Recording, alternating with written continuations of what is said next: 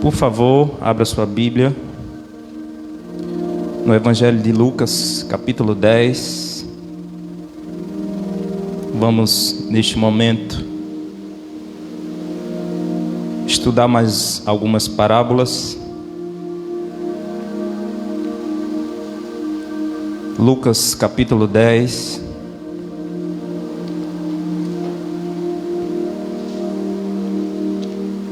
Vamos dar continuidade ao estudo sobre as parábolas de Jesus. E hoje nós vamos falar sobre o amor ao próximo e o perdão, através de duas parábolas registradas pelo Mestre nas Escrituras. A primeira dela é a parábola do samaritano e a segunda é a parábola do credor incompassivo. Lucas 10, versículos 30 a 37. Quem já está comigo diz amém, glória a Deus. Diz assim a palavra de Deus. Lucas 10, de 30 a 37.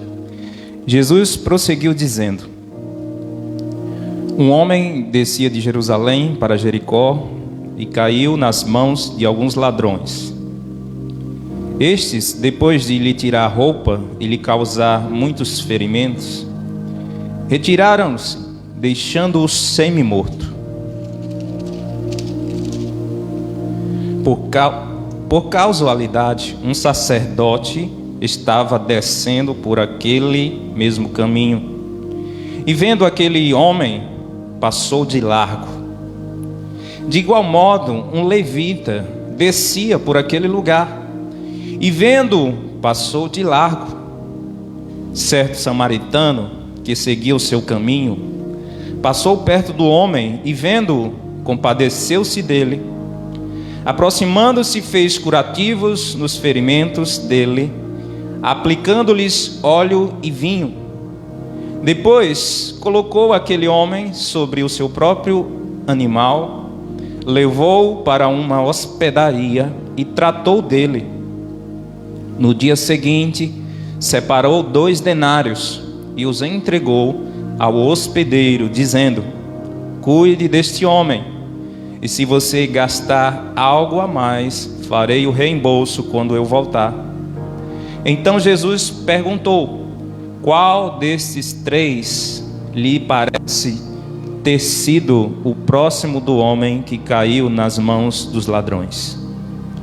O intérprete da lei respondeu: o que usou de misericórdia para com ele. Então Jesus lhe disse: vá e faça o mesmo. Amém? Queridos, veremos nessa noite uma parábola que fala sobre o amor ao próximo e outra que fala sobre o perdão. É quase impossível falar de amor ao próximo sem falar também de perdão. São duas coisas intimamente ligadas, e nós veremos aqui porque o que temos observado, queridos, é que estamos inseridos em meio a uma realidade, a uma sociedade que parece cada vez mais amar menos ao próximo.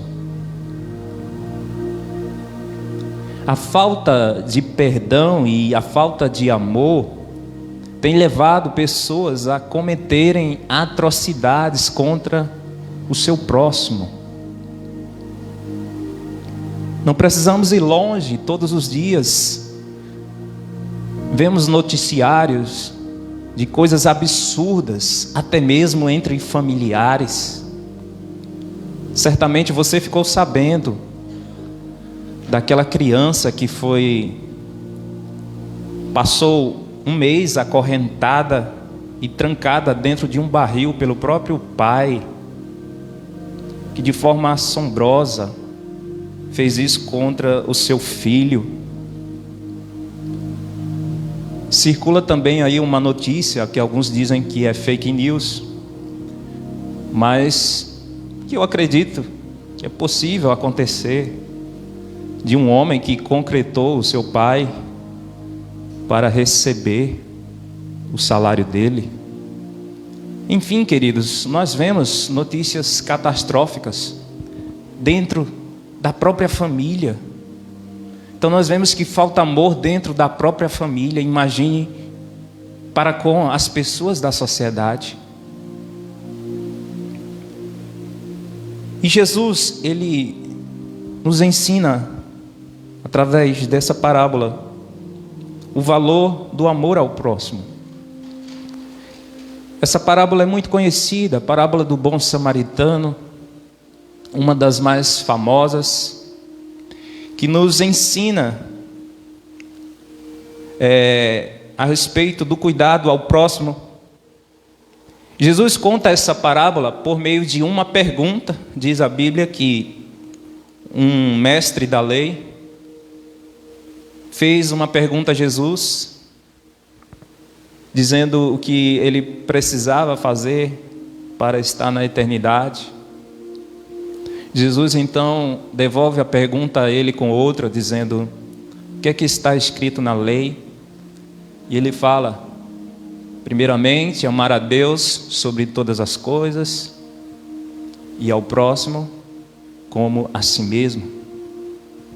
Então era um mestre da lei, ele sabia o que deveria fazer, ele sabia que Jesus havia resumido os 10 mandamentos em apenas 2: amar a Deus sobre todas as coisas e amar ao seu próximo como a si mesmo.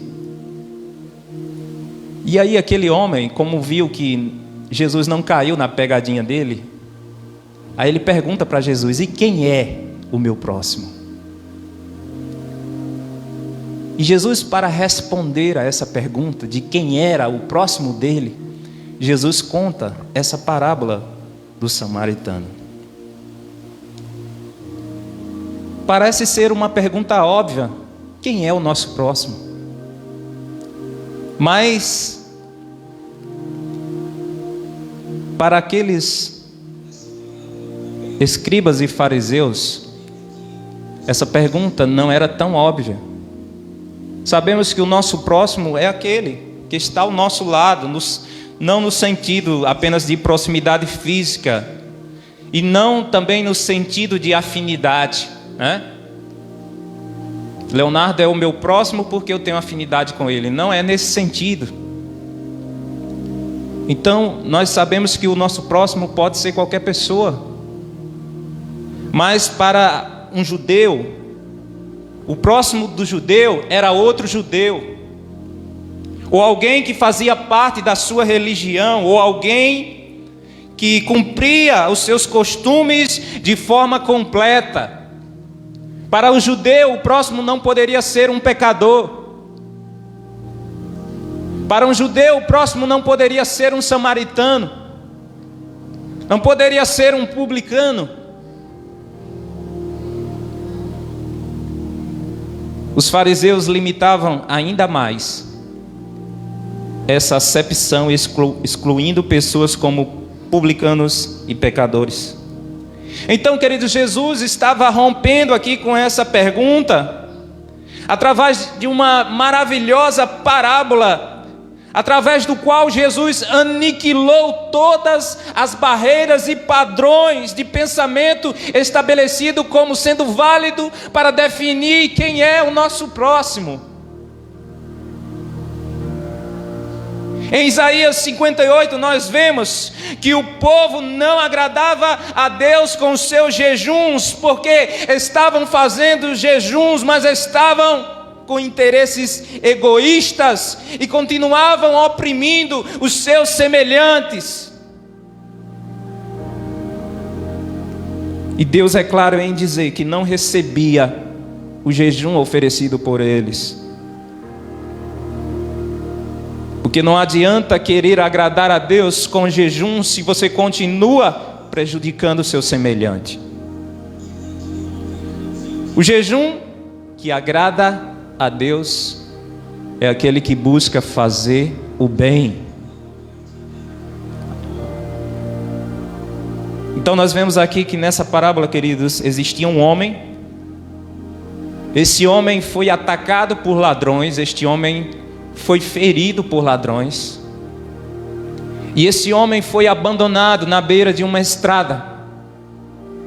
A Bíblia não diz se esse homem era samaritano, se esse homem era judeu, se esse homem era publicano, se ele tinha alguma religião ou se não tinha. A Bíblia não dá detalhes deste homem, a parábola não dá detalhes deste homem, mas o único fato que a parábola conta a respeito desse homem era que ele foi ferido, que ele precisava de ajuda.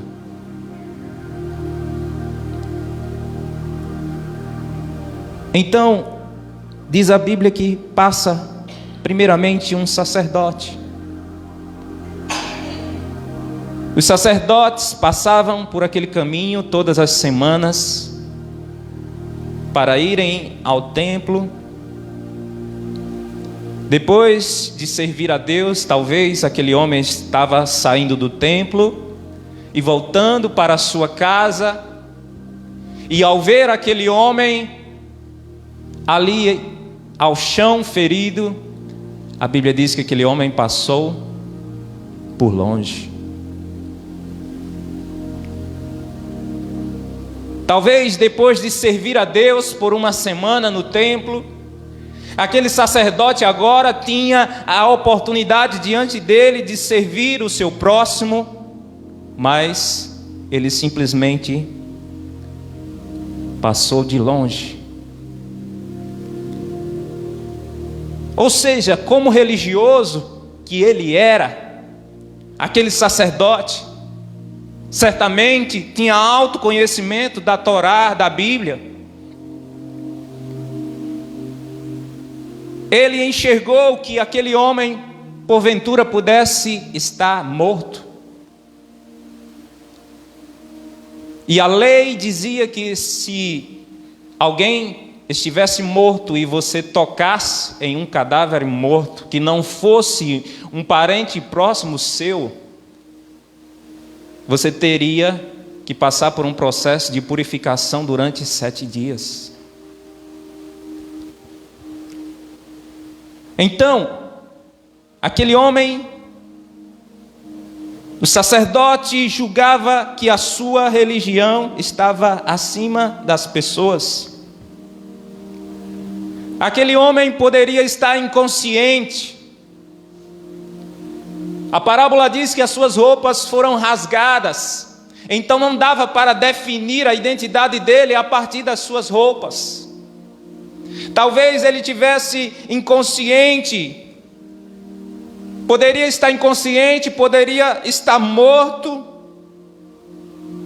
E o sacerdote, para não se arriscar, talvez se ele estivesse morto e fosse tocado, talvez o sacerdote não quisesse passar por aquele processo de purificação caso aquele homem estivesse morto.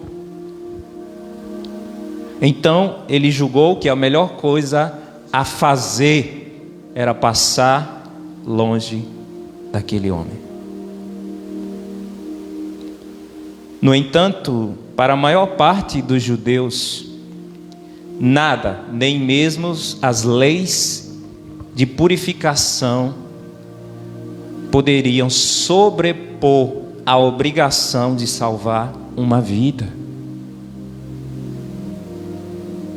Nenhuma lei pode estar acima do dever de salvar uma vida. E aquele homem estava em uma situação de perigo, ele estava ferido. As leis eram suspensas quando a vida estava em risco, e a vida daquele homem estava em risco. A Bíblia diz que ele estava semi-morto, ou seja, ele estava perto de morrer e precisava desesperadamente de socorro. Mas o sacerdote simplesmente ignorou e passou de longe. Em seguida, a Bíblia diz que passa um levita. O levita era um dos ajudantes do templo, ele servia. no ministério de louvor, servia no ministério de ofertório, estava ali para servir ao reino, e por que não dizer servir ao próximo? Quem sabe aquele levita estava voltando de um culto abençoado, onde ele declara o seu anelo, o seu amor pelo Senhor, mas ao sair do templo, ele simplesmente desconsidera o próximo que estava precisando da sua ajuda.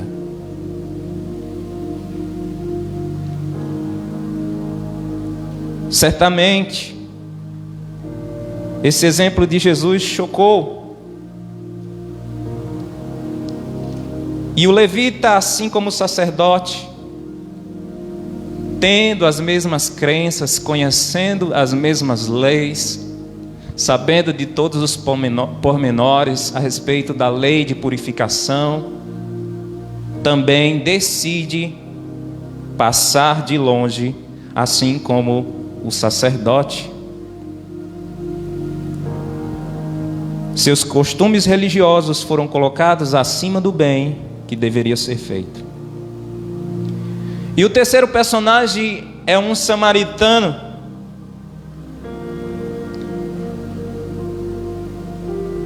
A Bíblia diz, irmãos, que havia um tremendo preconceito entre judeus e samaritanos.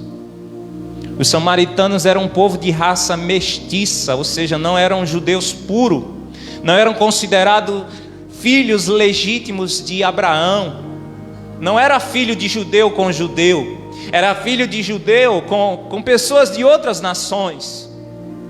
Portanto, eles eram de forma pesada discriminados pelos judeus. Os samaritanos viviam em um lugar isolado, em uma terra isolada. Eles adoravam no Monte Gerizim, eles tinham o seu próprio templo. Eles levantavam seus próprios sacerdotes, eles tinham sua própria Bíblia. E a Bíblia deles era a Torá, ou seja, os 5 primeiros livros da Bíblia.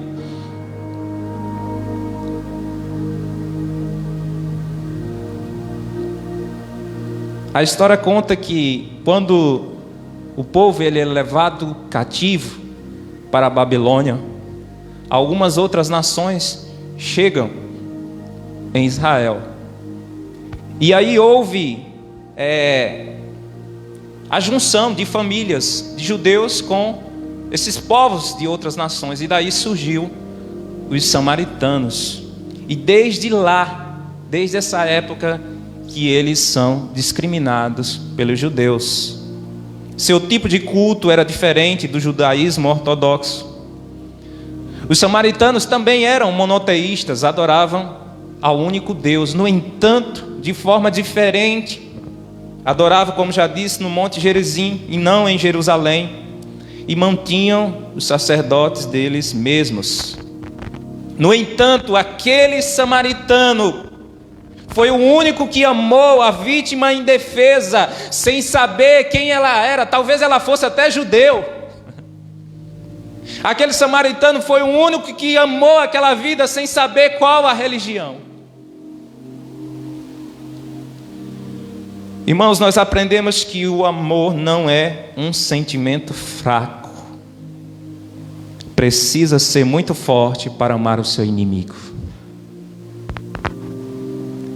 Já diz o poeta de Cantares que o amor é mais forte do que a morte. Vemos através desse samaritano que o amor ele se manifesta em atitudes práticas. Irmãos, apenas dizer eu te amo, sem manifestar atitudes práticas, nos revela apenas como incoerentes. Eu sei que é importante dizer, mas o melhor ainda é provar o que você diz. E o samaritano, ele provou que amava aquele homem, ele teve atitudes práticas. A Bíblia diz que ele fez os curativos naquele homem, aplicou-lhes óleo e vinho, colocou aquele homem sobre o seu próprio animal, levou-o para a hospedaria, tratou dele, separou ainda 2 denários e os entregou ao hospedeiro, dizendo: cuide deste homem, se você gastar algo a mais, farei o reembolso quando você voltar. Aquele homem não apenas ajudou, mas se comprometeu ainda com o cuidado daquele homem, caso no futuro ele ainda precisasse. Tiramos então, queridos, algumas lições desta parábola. Jesus nos ensina aqui que o amor não aceita limitações na definição do nosso próximo. Não existe essa de você dizer que fulaninho é o seu próximo, mas cicrano não é. O amor não aceita esses tipos de limitações. Os costumes religiosos jamais devem estar acima do amor. O amor sempre será o dom supremo. E as nossas ações desprovidas de amor se tornam vazias. Nós aprendemos também através dessa parábola que ser religioso não significa necessariamente proximidade com Deus. Às vezes a vontade de Deus é feita por aquele que menos parece religioso. O samaritano, que era alguém desprezível pelos judeus, demonstra estar mais perto de Deus do que aquele sacerdote levita que porventura tinham mais conhecimento do que ele, que estavam ali rotineiramente no templo, fazendo seus cultos e orações, sendo extremamente religiosos, mas que não significavam que estavam mais perto de Deus. O que nos aponta, queridos, que seguir regras e costume não significa estar necessariamente próximo de Deus, mas a verdade é que quanto mais próximo de Deus estamos, mais obedecemos a Ele.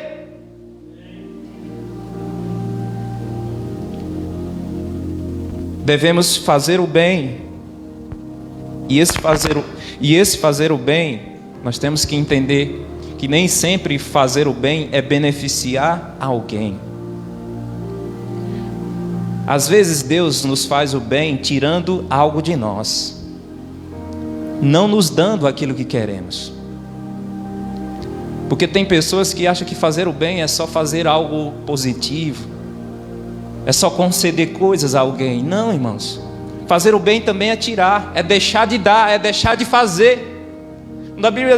Quando a Bíblia nos indica que nós precisamos fazer o bem, né, sem olhar para a classe social, para a profissão, para a religião, mas precisamos entender o que é fazer o bem.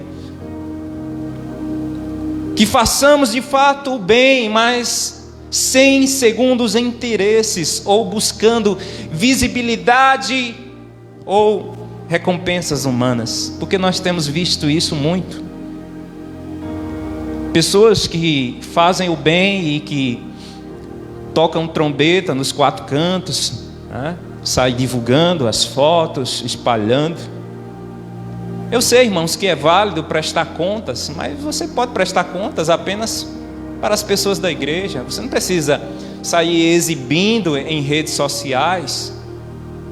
Presta contas apenas para o grupo da igreja. Ó, igreja, o dinheiro, as ofertas que estão sendo investidas estão aqui, ó. Porque a Bíblia é clara em dizer que nós temos, Jesus nos ensina a fazer as coisas no secreto, no oculto. Lá em Mateus 6 ele diz: evitem praticar as suas boas obras de justiça diante dos outros, para serem vistos por eles. Porque sendo assim, vocês já não terão nenhuma recompensa junto do Pai de vocês que está nos céus. Quando, pois, você der esmola, não fique tocando trombeta nas sinagogas e nas ruas, como fazem os hipócritas, para serem elogiados pelos outros. Em verdade, lhes digo que eles já receberam a sua recompensa. Mas ao dar esmola, que a sua mão esquerda ignore o que a mão direita está fazendo, para que a sua esmola fique em secreto, e o seu Pai que vê em secreto lhe dará a recompensa.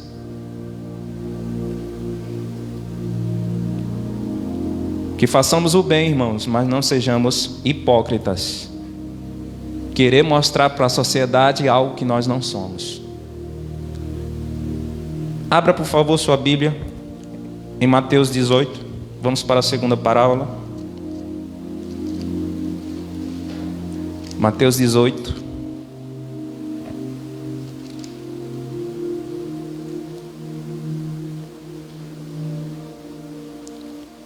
Do 21 ao 35.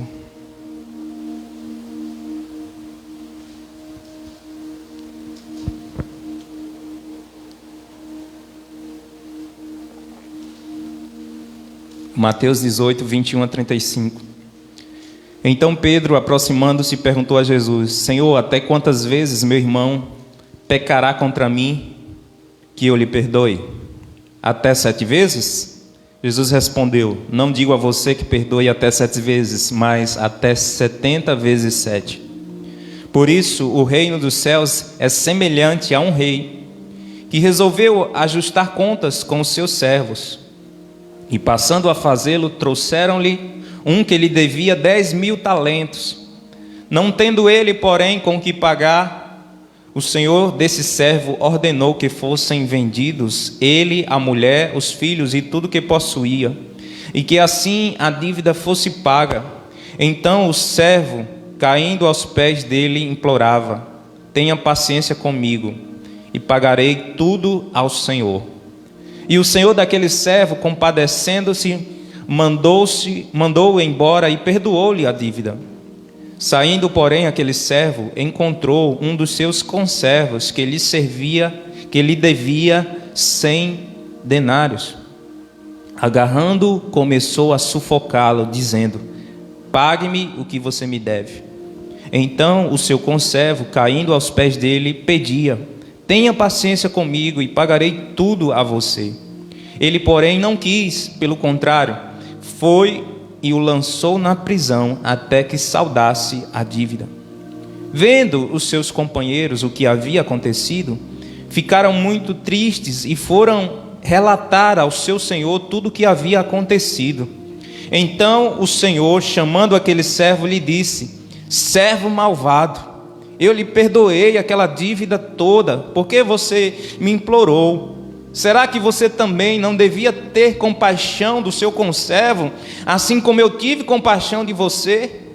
E indignando-se, o Senhor entregou aquele servo aos carrascos, até que ele pagasse toda a dívida. Assim também o meu Pai que está no céu fará com vocês, se do íntimo não perdoarem cada um a seu irmão. Amém?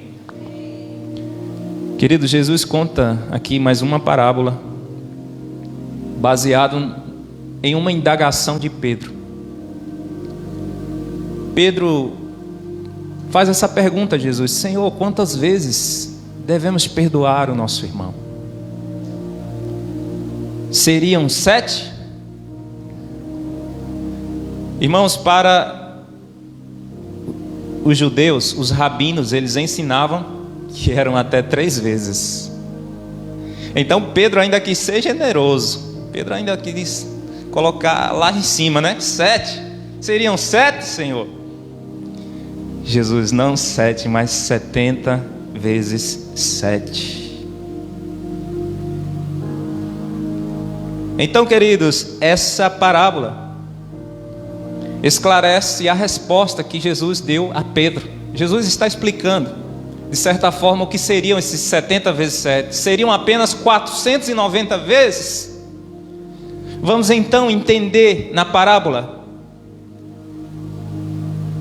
Jesus, ele não está estabelecendo, queridos, um limite para o perdão. Pelo contrário, Jesus está tornando o perdão ilimitado.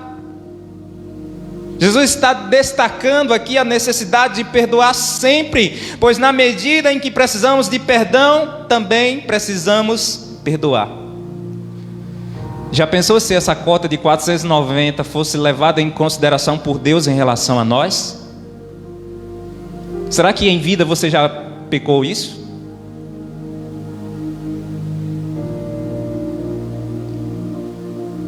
Será que vocês já pecaram mais de 490 vezes? Imagine se Deus estabelecesse essa cota. Estaríamos ferrados, né, irmãos? Quantas vezes você já errou com alguém? Com o seu próximo? Quantas vezes? A Bíblia conta essa parábola, dizendo que um servo tinha uma dívida com o rei. E caso esse servo não pagasse a sua dívida, a sua mulher, os seus filhos e ele próprio, juntamente com os seus bens, seriam levados seriam vendidos. O Antigo Testamento relata de forma clara que era possível, em caso de dívida, né, serem vendidos bens e as próprias pessoas serem vendidas como escravos. Era uma prática bastante comum.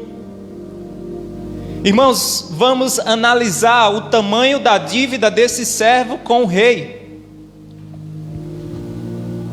A Bíblia diz que aquele servo devia ao rei 10.000 talentos. Um talento, que é unidade de cálculo monetário, um talento corresponde a 6.000 dracmas ou 6.000 denários. Um denário correspondia ao salário de um dia de um trabalhador. Então, fazendo as contas, irmãos, um talento significava 20 anos de trabalho. Para aquele homem conseguir pagar um talento, ele precisava trabalhar 20 anos. Então, para ele conseguir pagar 10.000 talentos, aquele homem precisava trabalhar nada mais, nada menos do que 200.000 anos. Ou seja, irmãos, era impossível daquele servo pagar sua dívida. Vejamos o tamanho da dívida do seu conservo. A Bíblia diz que esse servo, que devia ao rei, ele tinha um servo dele que devia a ele também. Ele tinha um conservo que o devia. A dívida do conservo dele eram 100 denários. Ou seja, se um denário era o salário de um dia de um trabalhador, aquele conservo precisava trabalhar para ele 100 dias. A Bíblia diz que tanto o servo suplicou ao rei para que a dívida fosse perdoada, como também o conservo suplicou aquele servo para que perdoasse a sua dívida. A dívida que era impagável foi perdoada pelo rei, mas a dívida do conservo, que era facilmente paga, não foi perdoada.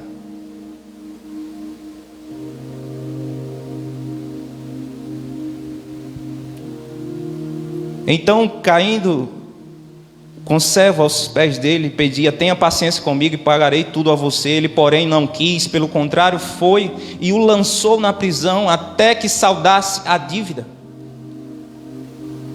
Sabe o que essa parábola diz, irmãos? Que na maioria das vezes, nós queremos perdão de Deus, mas não queremos perdoar. A parábola é clara em ensinar: quem não perdoa não merece perdão.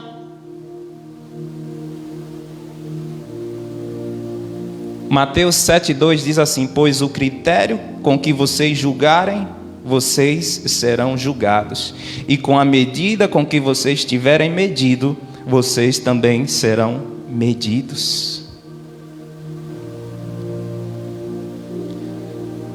A misericórdia de Deus não deve ser tratada de forma negligente. Sabe o que foi que aquele servo fez? Ele tratou a misericórdia de Deus de forma negligente. A misericórdia de Deus, ela não é efetivamente recebida enquanto ela não é demonstrada, pois ela gera transformação em nós. Aquele servo não demonstrou. Alguns podem dizer: mas o rei, ele foi injusto, porque o rei já tinha perdoado e voltou atrás e lançou aquele servo na prisão depois que ele não perdoou o seu servo.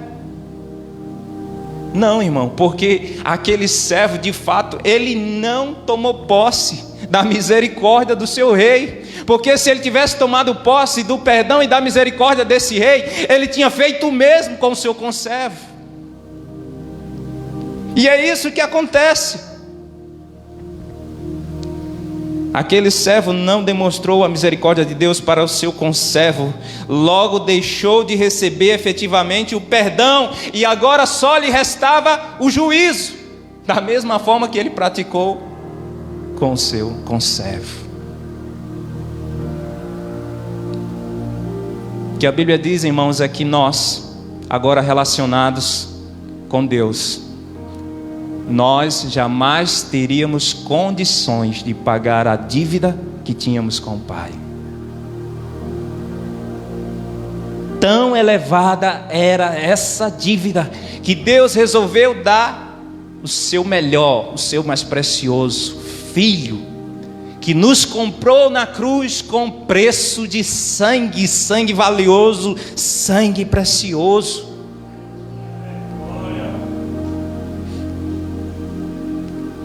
Certa vez Jesus foi visitar a casa de um fariseu chamado Simão.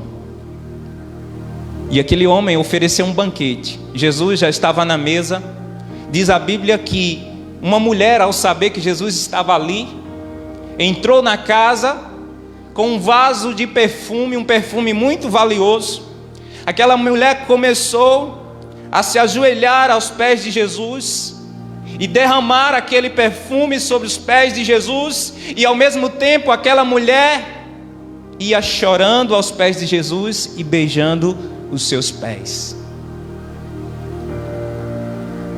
Em pensamento, Simão dizia, ele achava que Jesus não era profeta, porque se Jesus fosse profeta, saberia que aquela mulher era uma pecadora.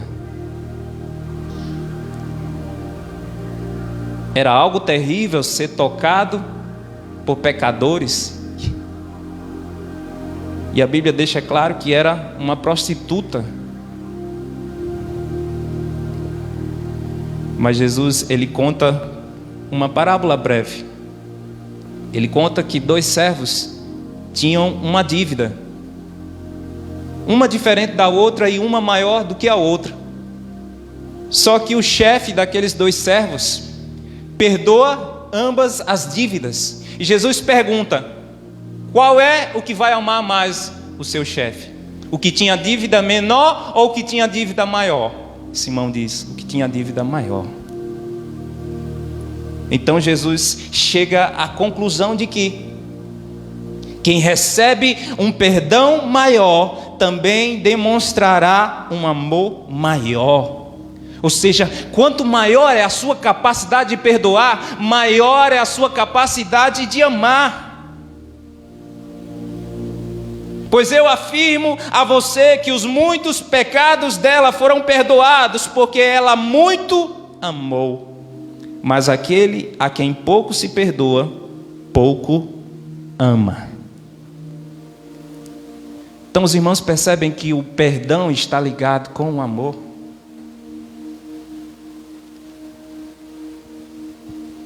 Quando Jesus resumiu os mandamentos apenas no amor, quando Jesus disse que o segundo mandamento semelhante ao primeiro, que era amar a Deus sobre todas as coisas, era amar ao próximo como a si mesmo, você amar ao próximo da forma como você se ama, porque Jesus sabia que amando ao próximo nós honraremos os nossos pais. Nós não mataremos, não adulteraremos, não furtaremos, não daremos falso testemunho e nem cobiçaremos a mulher do nosso próximo.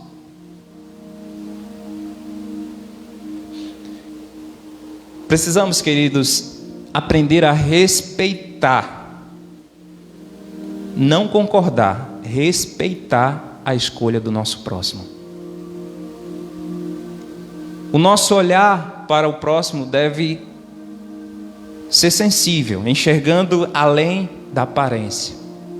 Porque infelizmente pessoas já olham com um olhar de julgamento, nem conhecem a pessoa, nem sabem da vida dela, já vão com julgamentos. Todos somos carentes do amor e da graça de Deus, então não sejamos preconceituosos. E aí eu deixo algumas questões para a nossa reflexão. Será que alguém que guarda ira contra outra pessoa pode esperar a cura do Senhor? Se ela mesma está se ela mesma está fazendo questão de manter doença dentro dela, se ela mesma escolhe guardar algo ruim dentro dela, será que, se não temos misericórdia com os nossos semelhantes, poderemos buscar o perdão pelos nossos próprios pecados, como aquele homem fez? Se ele não perdoou seu conservo, será que ele poderia receber também o perdão? Irmãos, se não podemos ajudar alguém, também não vamos prejudicar. Se você não pode ajudar alguém, também não prejudique. Não torça pelo fracasso do seu próximo. Deixe de lado a vingança. Deixe a justiça nas mãos de Deus. Vamos aprender a perdoar e a seguir em frente, seguir o nosso caminho. E perdoar não é esquecer, perdoar não é amnésia, mas é você lembrar e não trazer mais nenhuma dor sobre você. Perdoar alguém não significa necessariamente conviver com essa pessoa, mesmo que a convivência não seja possível. No que depender de nós, devemos buscar a paz com todos, é o que Paulo diz em Romanos 12:18. Buscar e viver em paz com todos. Perdoar só faz bem, porque libera a tua alma de qualquer sujeira. E jamais o perdão deve ser negado a alguém, por maior que tenha sido o mal causado. Portanto, queridos, perdoar é ser inteligente. Perdoar é ser inteligente ao ponto de não aceitar sujeira dentro de você. Tenhamos cuidado, no entanto, para não baratear a graça de Deus, porque tem gente tentando fazer isso. Tenhamos cuidados, queridos, para não baratear o perdão, de forma que o pecado seja tratado de maneira leviana. Eu sei que Deus vai me perdoar, por isso que eu insisto tanto e faço questão em pecar. Não é dessa forma. A parábola do credor incompassivo nos adverte que o perdão traz consigo a responsabilidade de transformação. Então, se não há transformação, é porque, na verdade, o perdão nunca foi experimentado por nós. Se aquele homem não mudou seu tratamento com o seu semelhante, é porque ele jamais experimentou o perdão que o rei liberou para ele. Que o Senhor nos ajude a crescer em amor ao próximo e em capacidade de perdoar. Amém? Fica de pé, vamos orar, agradecer a Deus por esta noite.